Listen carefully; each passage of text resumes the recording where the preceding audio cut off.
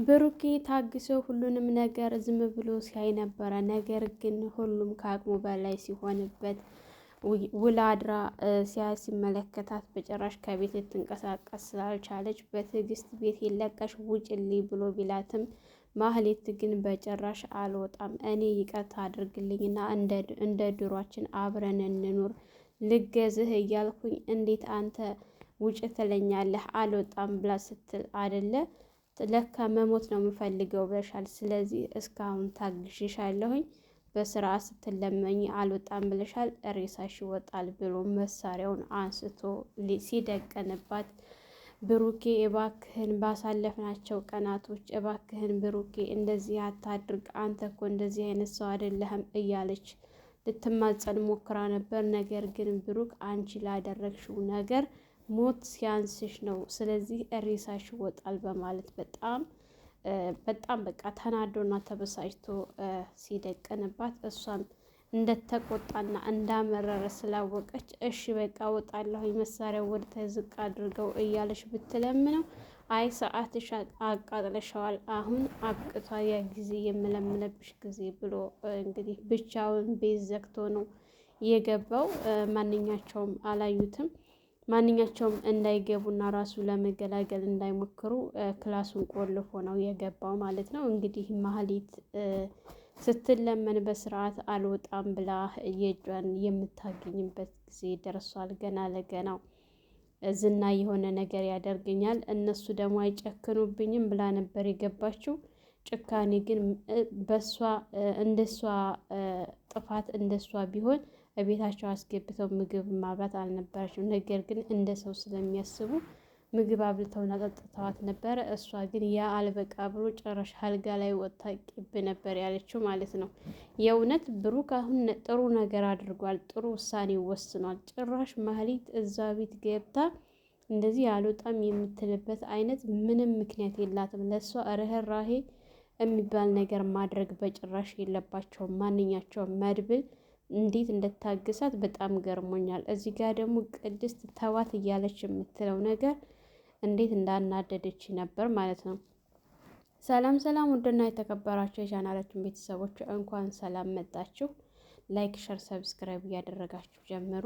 እንግዲህ ሉላ ያው ጠበቃው በጣም እየረበሻትና አብረሽ ካልወጣሽ ንብረታችሁ አይመለስም፣ እምቢ ካላችሁና የምትተውት ከሆነ ደግሞ ይታሰራል ብሎ ሲያስፈራራትና ሲያስጨንቃት ነበረ።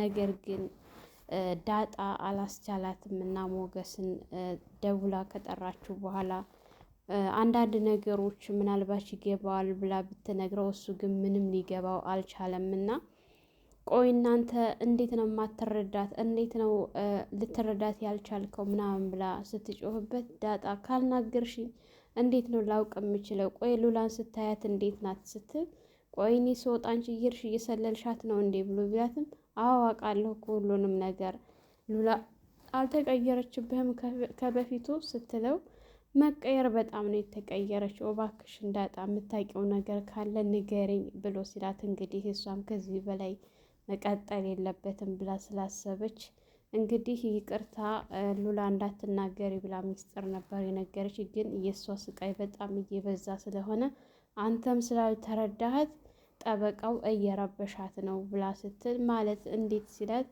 አንተ ደግሞ እየረበሻት ነው እያልኩ አይገባህም እንዴት ስትል እንዴት ነው ዳጣ ከተናገርሽ በስነ ስርዓት ተናገሪ ሲላት እንግዲህ ዳጣ አብረሽኝ ካላደርሽ አብረሽኝ ካልወጣሽ ንብረቱን አታገኙትም፣ እንደገና ደግሞ እንተዋለን ብሎ ካለ አሳስረዋለሁኝ ብሎ እያላት እያስጨነቃት ነው ብላ ስትል በጣም ነበረ ሞገስ የተናደደው። ሀብት ንብረቱ ለምን ጥንቅር ብሎ አይቀርም? እንዲሁም ደግሞ ሉላ እንዲህ አይነት ነገር ከምታደርግ ለምን እኔ 20 ዓመት አልታሰርም ብሎ በቃ በጣም ተናዶና ተበሳጭቶ ነይ እንሂድ ብሎ የታዘዘው ምግብ ራሱ ጥሎ ነበረ ተንስቶ እየወጣው ማለት ነው። እንግዲህ ዝና ያገታትን ልጅ ሄዶ እንኳን ደስ ያለሽ ብሎ ሲላት ቆይ ምን ተገኘ? ልወጣ ነው ልትለቁኝ ነው ይበቃታል አሉ ብላ ስትለው አይ ዝም ብለሽ እንኳን ደስ ያለሽ ከዚህ አዲስ ነገር ተገኝቷል ልትወጪ ነው ብሎ ሲላት፣ ቆይ ምን ልታረጉ ልትገሉኝ ነው ስትል ነገርኩሽ ሲላት፣ እሺ ቆይ እኔን ምን ልታደርጉ ነው? ልትገሉኝ ነው ወይስ ምን ልታረጉኝ ነው? ጓደኞችስ አብረውኝ የነበሩት ልጆችስ ብላ ጥያቄ ስትጠይቀው ሞቱ ነበር ያላት ቀለል አድርጎ። በቃ ለእናንተ ሰው መግደል የእናንተ ሰው መሞት ቀላል ነው ማለት ነው? ለእናንተ እንደዚህ ነው የምታስቡት? ይሄ ነው አይምሯቸው የሚያስበው? ቆይ እንዴት ነው ሰላም የሰላም ኑሮ የምትኖሩት? እያለች በጣም ከፍ ዝቅ ስታደርገው ነበረ። ምንም የፍርሃት ስሜት አይሰማትም። ለመናገር ወደኋላ አትልም ማለት ነው። እንግዲህ ሉላ ጠበቃው ጋር ደውላ ነገሮቹን ቀላል ይተወኛል ብላ አንዳንድ ነገሮችን ብትናገረውም ብትነግረውም እሱ ግን በጭራሽ እንደዚህ በቀላል ነገሮችን የሚተው አይደለም። አሁን የደወልሽው ልትለምኝ ነው ወይስ ደግሞ ልትመጭ ነው ብሎ ሲላት፣ እኔማ ምናልባሽ ሰውነህ ትረዳኛለህ ብዬ ነበር፣ አንተ ግን ጭራሽ የምትረዳ ሰው አይደለህም ብላ ስትለው፣ እንግዲህ ንብረቱን የምትፈልጊ ከሆነ ነይ ቶሎ፣ ሁሉ ነገር በአንቺ እጅ ነው። አይ እኔስ ደግሞ ይቅር ብለሽ የምትይ ከሆነ ደግሞ ይህን የምትወጁና የምታፈቅሪ ሰው ዘላለሙን እስር ቤት በስብሶ ይቀርልሻል ብሎ ሲላት፣ እሺ በቃ መጣሁ ብላ ነበር የተስማማችሁ ማለት ነው።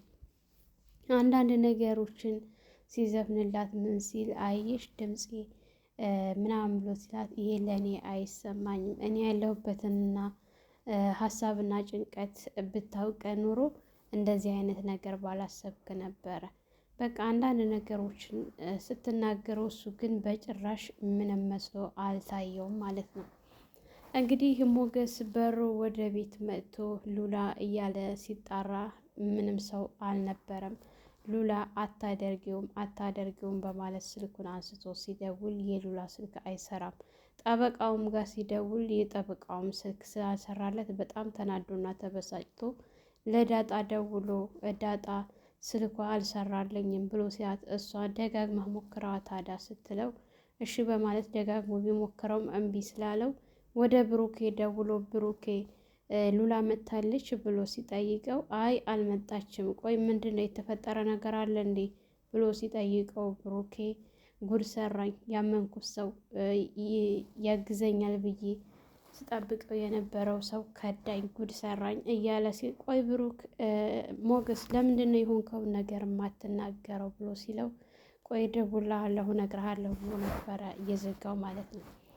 እንግዲህ ምሳሌና አጎቷ መድብል ቁጭ ብለው እያወሩ ስለ ማህሌት አንዳንድ ነገሮችን እያወሩ ባሉበት ሰዓት እንደው እንደ ዛሬው ተደፍሬ አላውቅም፣ እንዴት ያንን ሁሉ መከራና ግፍ በሱ ላይ ያሳልፋ አልበቃ ብሏት እቤት እኮ መታ ይሄው አልጋውን ውላ አደረችበት ብሎ ሲል፣ እንግዲህ ምሳሌ ማው አሁን እኮ እኔ በዛ አልጋው ኧረ እባካችሁ አሳርፉኝ እያለ ነው እያለች በጣም ሲቀላለዱ ነበረ ማለት ነው።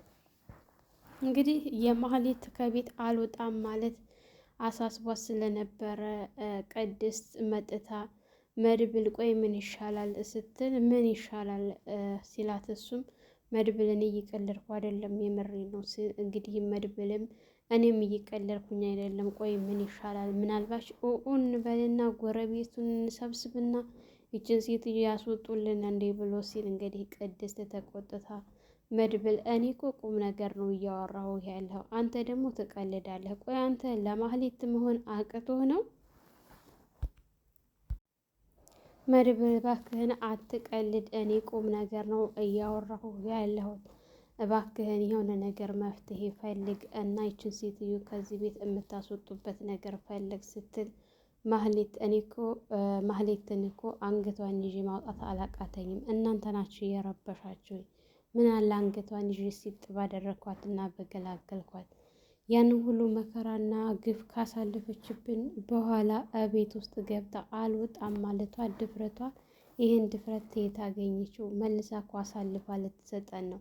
ያ ሁሉ አልበቃት ብሎ አሁን ደግሞ ምን ልታደርግብን ነው? ምን ልታደርስብን ነው? ምናምን እያለ እንግዲህ መድብል እያሳስበው ነው ማለት ነው። ምክንያቱም አሁን እስከ ዛሬ ይህንን ነገር ካደረጉ በኋላ አሁን ደግሞ ምን አይነት ሌላ መዘዝ ይዛብን ልትመጣ ነው የሚለው በጣም አሳስቦታል።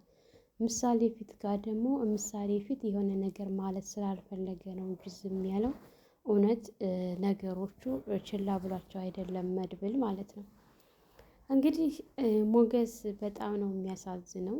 ሞገስ ለዳጣ ደውሎላት ዳጣ ጋር ተገናኝተው ምክንያቱም በጨነቀው ጊዜ የሆነ ነገር በከፋው ጊዜ ቀድማ ከጎኑ የምትገኘው ዳጣ ናት። ምንም እንኳ እሱ አስተዋይና ነገሮችን በእርጋታ የሚያስብ ቢሆንም ግን ዳጣ ሁልጊዜ ከጎኑ ነውና የምትሆነው። ዳጣ ጋር ከተገናኙ በኋላ ቆይ ምን ይሻላል ዳጣ ቆይ ምን አደረግኩሽ? እንዴት አስቻለሽ ይህን ሁሉ ጊዜ ሳትነግሪኝ ብሎ ሲል አንተ ሳሰማ እኮ እኛ ብዙ ነገር አድርገን ነበር፣ ብዙ ነገር ለማድረግ ሞክራን ነበር፣ ግን ደግሞ አልቻልንም። ባለፈው ራሱ መሳሪያው እቤት ያገኘው መሳሪያ እኮ እኛ ነን የማረክነው እና ያንን መሳሪያ አስጥለን ያስፈረጠጥነው ቤት ድረስ መጥቶ ነበረ ብላ ስትነግረው ሞቻለሁ ማለት ነው። በቃ ይሄ ሁሉ ነገር ሲፈጠር እንዴት ሳልረዳት ቀረው? እንዴት ሉላ ለእኔ ስትል ምንም የማታደርገው ነገር የላትም።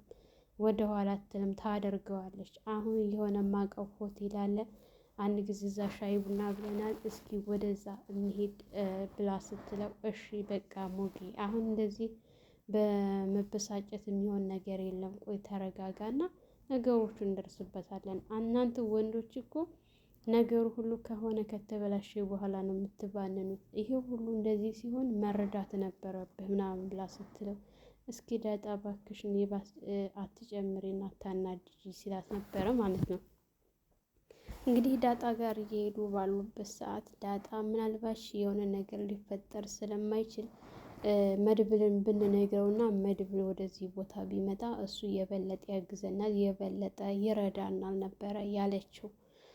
እዛ እንሄድና ምናልባት ፈልገናት ካጣናት ወይም ደግሞ ካገኘን ሰው የሚያስፈልግ ከሆነ ለመድብል እንነግረዋለን። መድብል ምንም የሚያቅተው ነገር የለም ብለው እንግዲህ እሺ ብለው ተያይዘው ወደ ቦታውን ነበረ የሄዱት ማለት ነው። እንግዲህ ብሩኬ በስርዓት ማህሌት ጋር ሄዶ እባክሽን ቤቱን ለቀሽ ውጪ ሲላት አይ አልወጣም እያለች ስትፎክር ነበረ ማለት ነው። ዝና ልጅቱን ያገታት ልጅ እስካሁን ድረስ ቤቱ አግቶ እንዳስቀመጣት ነው። ለምን አላማ እንደሆነ ያመጣትና ለብቻዋ እሷን ያሰራት ካሌብ ነገሩ ስላልገባው ደውሎ ይዛሃት እንድትመጣ እፈልጋታለሁኝ ብሎ ሲል አይ ካሌብ ልጅቱ አንተ እንደምትላት ቀላል ልጅ አይደለችም፣ በጣም ኃይለኛ ናት። አንድ ክላስ ተዘግቶባት ነው እንጂ እኮ ለማምለጥ ያላደረገችው ነገር የለም። ብታያት ደግሞ ድፍረቷ አትጠይቀኝ። የምትናገረው ንግግር ስትጠጋት የሆነ ነገር ለማድረግ ነው የምትሞክረው እና ልጅቱ በጣም ኃይለኛ ናት። አንተ እንደምታስባት ቀለል ያለች ልጅ አይደለችም ብሎ ቢለው ቆይ ግን አንተ እሷን ፈልጋት ነው እንዴ አንተ ጋር አምጥተህ ለብቻ አንድ ክላስ አስቀምጠህ የምትቀልባት ብሎ ሲል አይ ምናምን እያለ ሲያብደመድም ነበረ። ልጅቱን እንፈልጋታለን፣ አስመርምረን ለባለ ሀብቶች እንሸጣታለን፣ ጥሩ ገንዘብ ታመጣልናለች ምናምን እያለ ሲነግረው ነበር። ነገር ግን ዝና ፍቃደኛ አይደለም። ምክንያቱም ዝና ልጅቱን ወዷታልና ምንም አይነት ጉዳት እንዲደርስባት እንዲሁም ደግሞ ሌላ ሰው እንዲወስዳት አልፈለገም ማለት ነው።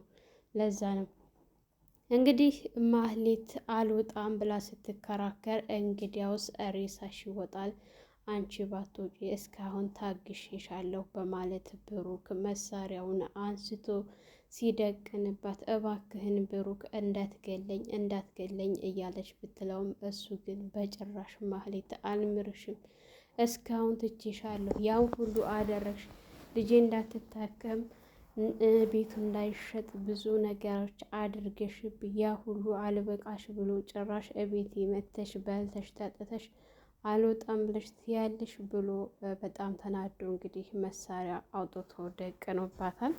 ማህሌትን አይደለም ምግብ ማብላት ማጠጣት ይቅርና እንደው ገና እዛ እቤት ራሱ ድፍረቷ እዛ በመምጣቷ ራሱ ዋጋ ሊያስከፍላት ይገባ ነበረ። ከዛው ከበር ላይ አከላፍቶ አንገቷን ገትቶ አውጥቶ መጣል ሲገባው እሱ ግን ስትቅለሰለስበት በምግብ አልከለከልሽም በማለት እንግዲህ ቅድስትን ጠርቶ ምግብ እንድትሰጥ ነበር ያደረገው።